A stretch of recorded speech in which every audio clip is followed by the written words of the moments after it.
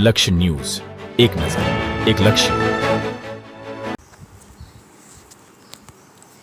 કલોલ તાલુકાના 39 ગ્રામ પંચાયતોની પરિણામ જાહેર થતાં કભી ખુશી કભી ગમના દ્રશ્યો સર્જાયા. કલોલની 39 ગ્રામ પંચાયતોની ચૂંટણી ગત તારીખ 22ના રોજ યોજાઈ હતી, જેની મતગણતરી કરવામાં આવી હતી, જ્યાં ઉમેદવારો તેના ટેકેદારો સાથે પહોંચ્યા હતા. સેન્ટ ઝેવિયર્સ સ્કૂલની બહાર જ લોકોના ટોળેટોળા ઉમટ્યા હતા. પરિણામ જાણવાની ઉત્સુકતા લોકોમાં જોવા મળી હતી. પરિણામ બાદ કંઈ ખુશી કંઈ ગમ જેવા દ્રશ્યો જોવા મળ્યા.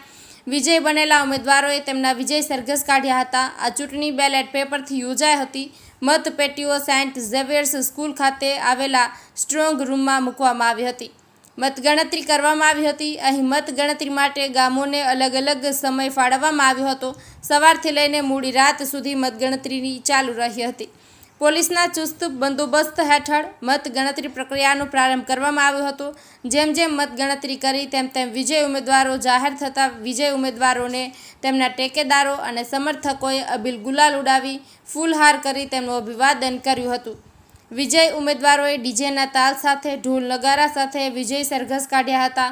મતગણતરી કેન્દ્ર ઉપર લોકોના ટોળેટોળા ઉમટ્યા હતા. એકંદરે કલોલ 39 ગ્રામ પંચાયતોની પરિણામ શાંતિપૂર્ણ થયું હતું, જ્યાં તંત્રએ રાહતનો શ્વાસ લીધો હતો. લક્ષ્ય ન્યૂઝ, સંજય નાયક. નામ ઠાકોર રમણજી ભીખાજી. મેં મુલસાણા ગ્રામમાં ઉમેદવારી નોંધાવી છે અને મારે મુલસાણા ગ્રામજનોએ મને વિજય બનાવ્યો છે. તે બદલ મુલસાણા ગ્રામવાસીઓનો ખૂબ ખૂબ આભાર માનું છું. અને જે મુલસાણા ગ્રામમાં વિકાસોના કામ છે તે હું ખાતરી આપું છું કે ચોક્કસપણે હું પૂરા કરીશ. ભારત માતા કી જય.